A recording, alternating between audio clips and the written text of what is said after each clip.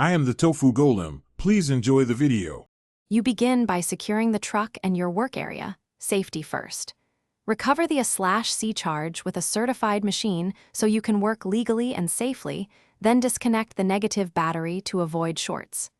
Next, remove exterior panels as needed and inspect the belt routing and wiring. Keep fasteners labeled. Once done, drain any compressor oil into a clean container and compare capacities so you know how much oil the replacement needs. This prevents overfill and clutch damage. You now take the belt off and support the compressor so it won't drop when bolts come loose. Disconnect the electrical plug and any pressure sensor leads, then remove the refrigerant lines after recovery and cap them to keep debris and moisture out.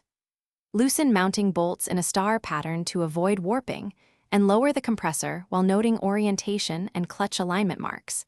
This makes reinstallation straightforward and ensures the drive will mesh correctly. You mount the new compressor using fresh O-rings lightly coated with specified oil, torque bolts to the truck manual spec, and reconnect wiring and belt.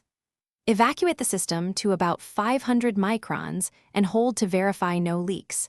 Then charge with the manufacturer's refrigerant and exact oil amount so the compressor is lubricated correctly.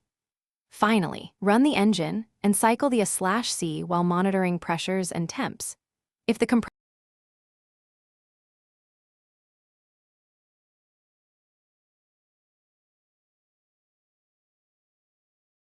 Thanks for watching. Consider subscribing if we helped you today.